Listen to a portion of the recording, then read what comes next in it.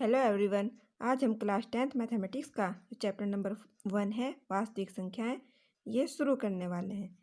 हमने पहली जो कक्षा में संख्याओं के बारे में पढ़ा है, संख्याएं कितने प्रकार की होती हैं, ये सब थोड़ा सा इसकी प्रश्नावली करने से पहले रिवाइज कर लेते हैं। चैप्टर 1 वास्तविक संख्याएं।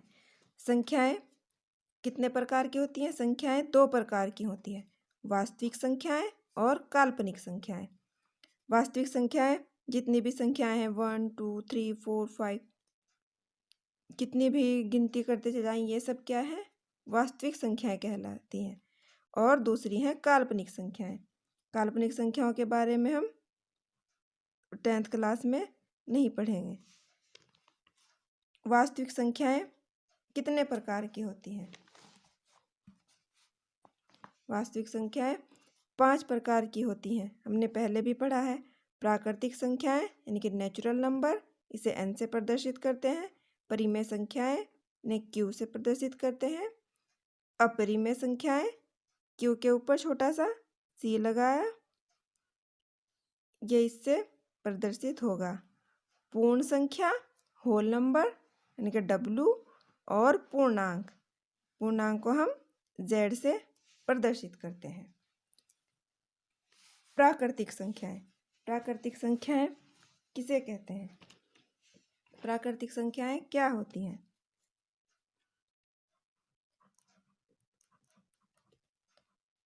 प्राकृतिक संख्याएं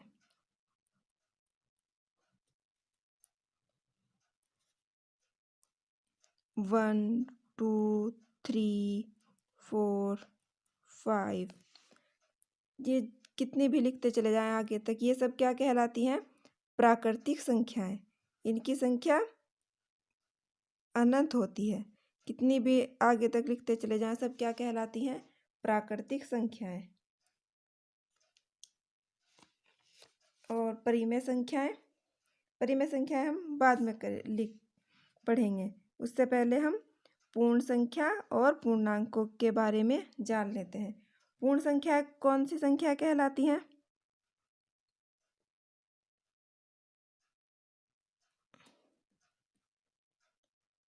पूर्ण संख्याएं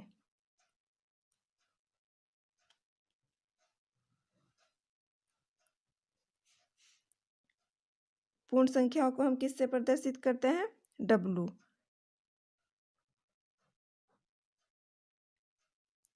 इससे 0 प्लस प्राकृतिक संख्या n, 0 प्लस n यानी कि नेचुरल नंबर। यदि जो वास्तविक संख्या है उनसे पहले हम क्या लगा दें? 0 1 2 3 4 5, इस प्रकार। तो अब ये कहलाएंगी पूर्ण संख्याएं।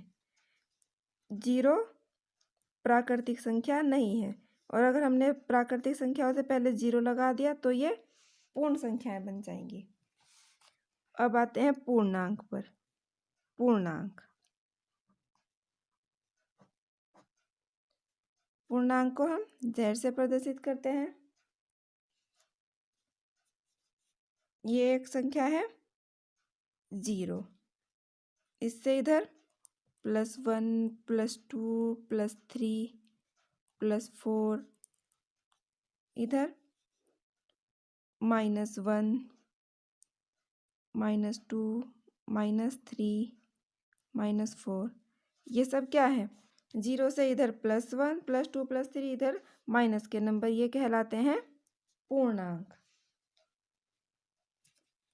ठीक है। अब आते हैं जो इस अध्याय में हम पढ़ेंगे, परिमेय संख्याएं और अपरिमेय संख्याएं। इन पे आते हैं। परिमेय संख्याएं किसे कहते हैं?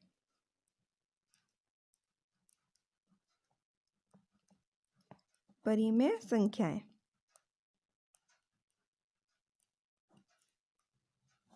इसे किससे प्रदर्शित करते हैं? q से प्रदर्शित करते हैं।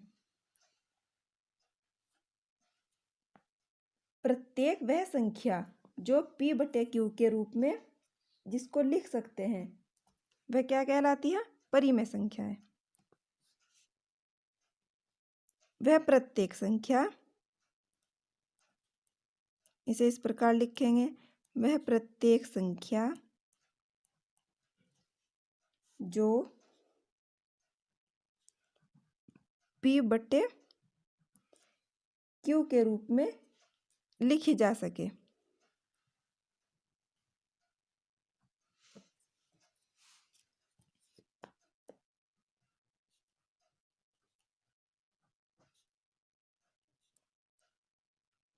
क्या कहलाएगी वो? परिमेय संख्या कहलाएगी, जहां पर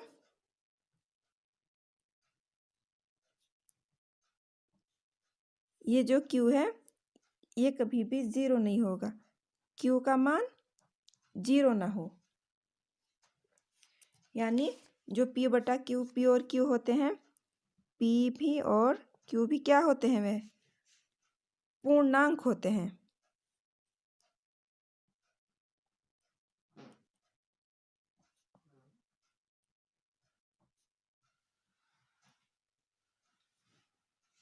और P और Q का HCF कितना होना चाहिए? P और Q का HCF यानी कि महत्तम समापवर्तक कितना होना चाहिए? 1 होना चाहिए।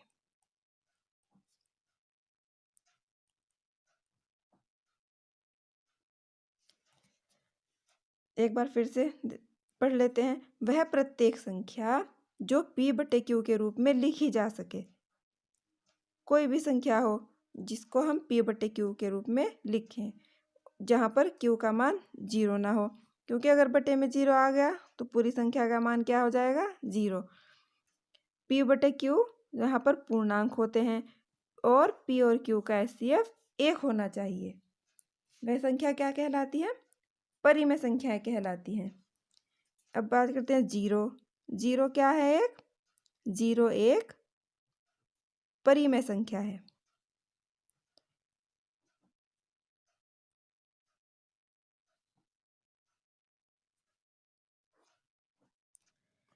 अब आते हैं अपरिमेय संख्याओं के ऊपर।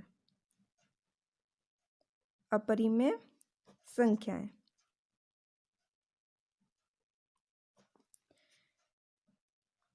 Q के ऊपर C लगाया, इससे हम इसे प्रदर्शित करते हैं। अपरिमेय संख्याएं कौन सी होती हैं? जो संख्याएं परिमेय नहीं होती वह अपरिमेय होती हैं।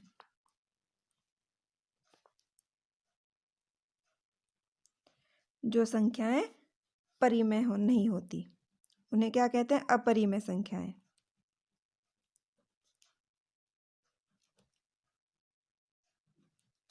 जैसे √2, √3, √5 इस प्रकार की जो संख्याएं हैं वह अपरिमेय संख्याएं कहलाती हैं।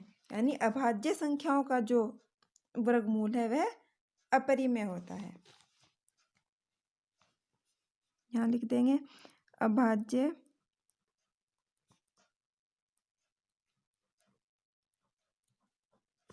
संख्याओं का जो वर्गमूल है वह क्या होता है?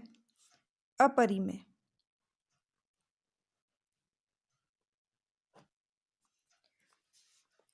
इसी प्रकार पाई क्या है? एक अपरिमेय संख्या है।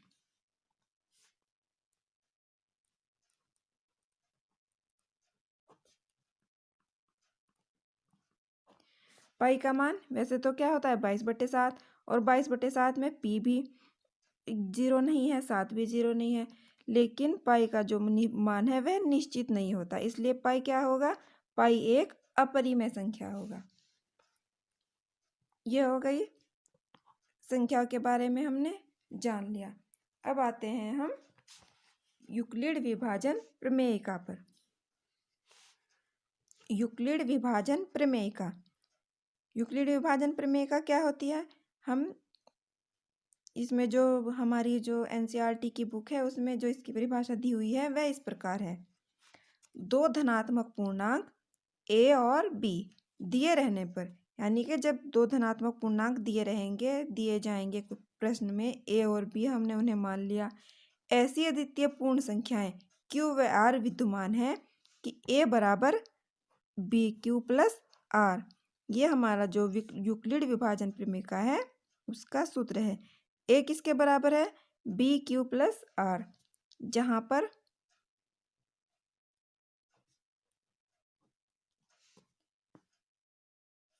आर क्या है?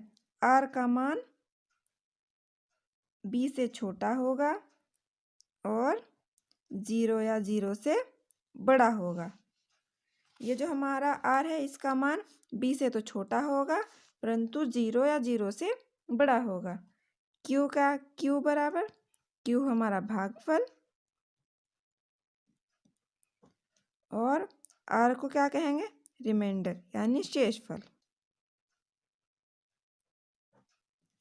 एक बार फिर दोहरा देती हूँ। दो धनात्मक पूर्णांक ए और बी दिए रहने पर ऐसी अद्वितीय पूर्ण संख्याएं क्यू व आर विद्यमान है कि ए का मान क्या होगा? ए बराबर बी क्यू प्लस आर। इसे हम क्या कहते हैं? यूक्लिड विभाजन प्रमेय का। हमने परिमेय व अपरिमेय संख्याओं के बारे में जान लिया। यूक्लिड विभाजन प्रमेय का क्या होती है, उसका सूत्र। चलिए हम प्रश्नावली 1.1 हल करते हैं। प्रश्नावली 1.1। प्रश्न नंबर 1, निम्नलिखित संख्याओं का एचसीएफ ज्ञात करने के लिए यूक्लिड विभाजन एल्गोरिथम का प्रयोग कीजिए। इसके 3 पार्ट दिए हुए हैं, इन्हें हम सोल्व करते हैं। किससे? यूक्लिड विभाजन एल्गोरिथम यानी यूक्लिड विभाजन प्रमेय का उपयोग करके। प्रश्न नंबर 1, फर्स्ट पार्ट। दो संख्या दी हुई है 135 और 225। सबसे पहले हम क्या देखेंगे? इसका जो हल करेंगे यहाँ पर लिख लेंगे हल।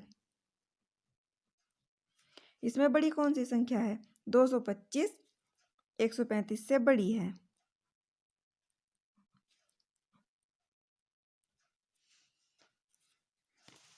हम लिखेंगे आगे यूक्लिड विभाजन प्रमेय से।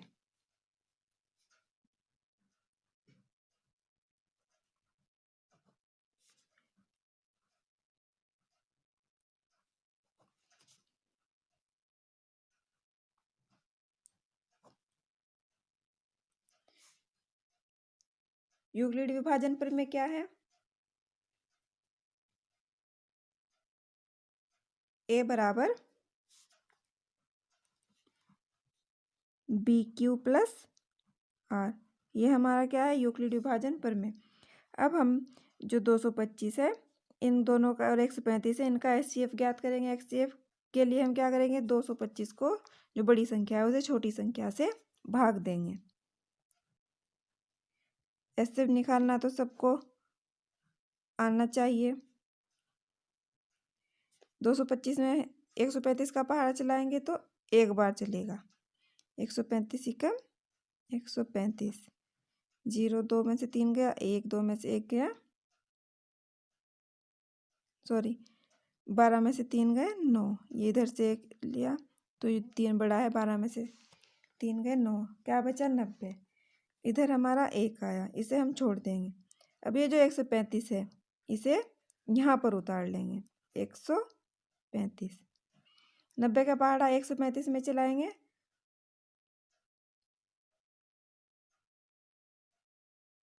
तो कितनी बार चलेगा? एक बार।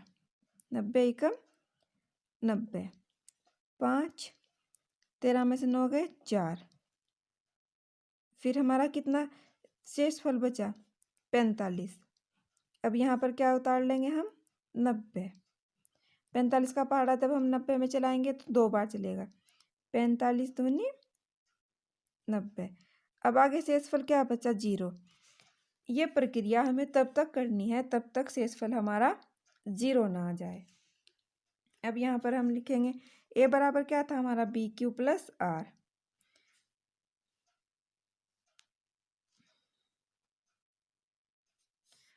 इधर हम लिखेंगे बड़ी संख्या जो क्या थी? हमने 225 बराबर हमारा बी हमारा 135 क्यू, ये जो क्यू आया हमारा क्वोशंट भागफल 1 गुना 1 प्लस जितना हमारा जो हमारा शेषफल बचा, शेषफल हमारा इसमें कितना बचा 90 प्लस 90।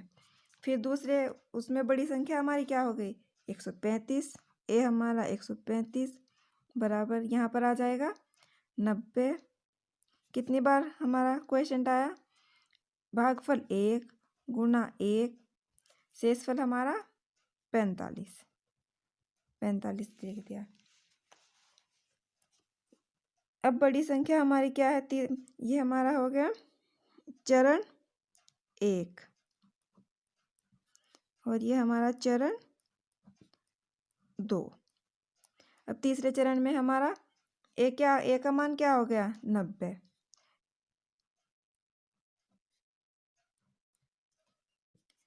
यहाँ पर लिखेंगे 90 बराबर यहाँ पर आ जाएगा 45। कितनी बार हमारा भागफल क्या आया हमारा 2, 45 गुना 2 प्लस 0। ये प्रक्रिया हमें तब तक करते जाना है जब तक यहाँ पर आर का मान 0 ना रह जाए। अंतिम शेषफल लिखेंगे अतः चूंकि अंतिम शेषफल 0 है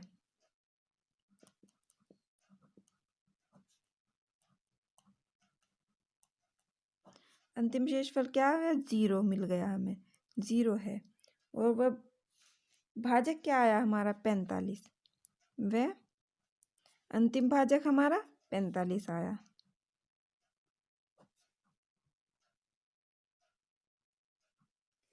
अतः 135 व 225 का एचसीएफ कितना आ गया हमारे पास 45। अतः 135 व 225 का एचसीएफ हमारा 45 आ गया। ये क्वेश्चन नंबर 1 का जो फर्स्ट पार्ट है वह सोल्व हो गया। इसका आंसर क्या आया हमारा जो यूक्लिड विभाजन प्रमेय से हमें जो एचसीएफ निकालना था उसका मान आ गया हमारा 45। ये आंसर लिख देंगे। प्रश्न नंबर 1 का सेकंड पार्ट 196 और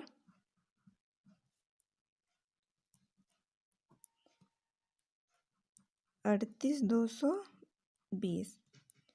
इस प्रश्न को हल करेंगे। इसमें कौन सी बड़ी संख्या है 38,220 बड़ी है 196 से। यहाँ पर वही लिखेंगे यूक्लिड विभाजन प्रमेय से।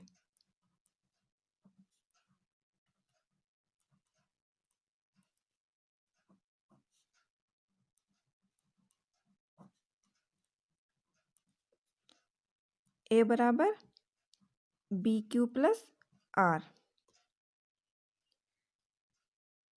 इसका जो फर्स्ट चरण होगा एचसीएफ ज्ञात करने के लिए हम क्या करेंगे 196 से जो बड़ी संख्या है उसे छोटी संख्या से भाग देंगे। 38,220 196 इसमें कितनी बार चलेगा एक बार 196 एकम 196 अगर हम 2 बार चलाएंगे तो 400 हो जाएगा तो इससे ज़्यादा हो जाएगा। 12 में इससे घटाते हैं 12 में से 6 गए 6 इधर 8 इधर 9 इधर से 1 लिया 18 में से 9 गए 8 और इधर 2 बचा था 2 में से 1 गया 1 186 2 हमने उतार लिया यहाँ पर। फिर हम 196 का इसमें जो पहाड़ा चलाएंगे तो कितनी बार चलेगा ये हमारा 9 बार चलेगा। 9 बार जब हम इसमें पहाड़ा चलाएंगे तो क्या आएगा हमारा आ जाएगा 1764। इसे घटाएंगे 12 में से 4 गया 8 इधर बचा था 5 15 में से 6 गया 9 98 0 उतार लिया हमने। 196 का हम जब हम इसमें एक 980 में भाग देंगे तो हमारा ये 5 बार चलेगा। 5 छक 30, 5 नम 45 और 3 48 का 8 का 5 एकम 5 और 4 हासिल जो हमारे 4 लगे थे 9, 480। यहाँ पर क्या बच गया भागफल शेषफल 0। तो चरण फर्स्ट इसका हम कंप्लीट करेंगे। ए बराबर क्या है हमारा 38, 220 बराबर बी हमारा 196। क्यू का मान हमारा क्यू क्वेश्चन जो है 195, 196 गुना 195 और शेषफल हमारा पहली बार में हमारा 0 आ गया, इसलिए ये यहीं पर हल हो गया प्रश्न +0। चूंकि अंतिम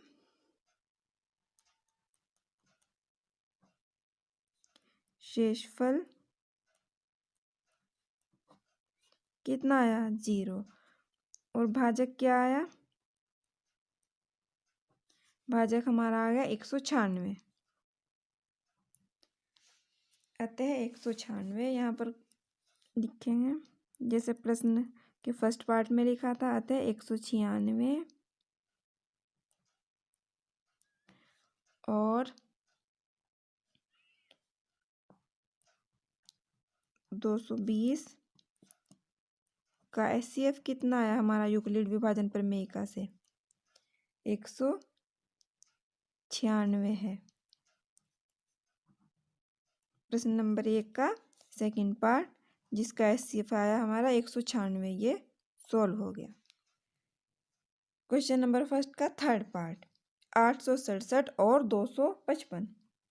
इसमें बड़ी संख्या कौन सी है 867, बड़ा है 255 से। यहाँ पर फिर वही लाइनें लिखेंगे यूक्लिड विभाजन प्रमेय से।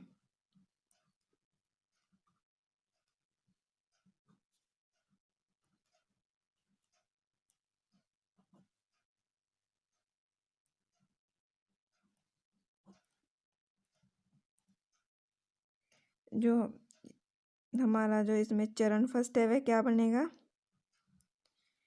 जो बड़ी संख्या है वह यहाँ पर आएगी 867। हम पहले बड़ी संख्या को छोटी संख्या से भाग दे लेते हैं। 867 को हमने भाग दिया 255 से, तो कितनी बार चलेगा 2 दूनी 4, 3 बार चल जाएगा लगभग। 3 से करके देखते हैं, 3 पंजे 15, 3 पंजे 15 और 1 16, 3 दूनी 6 और 1 7। और अगर हम 4 से करते तो ज़्यादा हो जाता। 7 में से 5 गए 2, घटाते हैं इसे, 6 में से 6 गया 0, 8 में 7 गया 1, 102। चरण फर्स्ट हमारा क्या है 867 बराबर बी हमारा 255 गुना कितनी बार हमारा गया 3 बार गुना 3 और शेषफल बचा हमारा 102 प्लस 102। अब हम सेकंड चरण में क्या करेंगे, ये संख्या हम 255 यहाँ उतार लेंगे, 255 इधर आ जाएगी, 102 इधर गुना भाग करते हैं 102 के। जब हम भाग इसमें करेंगे तो कितनी बार चलेगा हमारा 102 दूनी 204, 103 ज़्यादा हो जाएगा तो 102 दूनी 204। 5 में से 4 गया 1, 5 में से 0 गया 5, बचा कितना 51। तो यहाँ पर कितना आ जाएगा हमारा भाजक क्या है भागफल क्वेश्चन 2 गुना 2 प्लस शेषफल कितना बचा हमारा 51, यहाँ पर आ जाएगा 51। ये सेकंड दूसरा चरण कंप्लीट हो गया। अब ये 102 है हमारा, ये यहाँ आ जाएगा, हम जो हमारा शेषफल बचा है हम उससे हम इसे भाग देंगे 102। जब हम पहाड़ा इसमें चलाएंगे तो 2 बार पूरा पूरा कट जाएगा, 51 दूनी 102। जिस पता ही है कि जो हमें यहाँ तक ये प्रक्रिया तब तक करनी है जब तक शेषफल हमारा 0 ना आ जाए। यहाँ पर आकर हमारा शेषफल क्या आया 0। तो तीसरा चरण में हम 102 इधर लिखेंगे। 102 बराबर 51 गुना कितनी बार चला हमारा भागफल आया 2 गुना 2 और प्लस शेषफल हमारा 0। चूंकि अंतिम शेषफल 0 वो भाजक कितना आया हमारा 51। ये भाजक है, ये भागफल और ये शेषफल। चूंकि अंतिम शेषफल 0 है वो भाजक 51।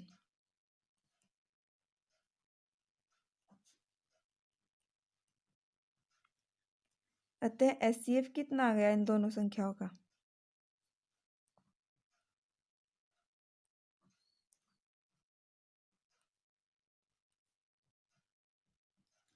एचसीएफ हमारा आ गया 51।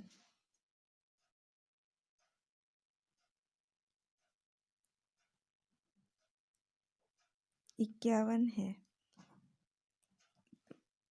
क्वेश्चन नंबर फर्स्ट के तीनों पार्ट हमने सोल्व कर लिए।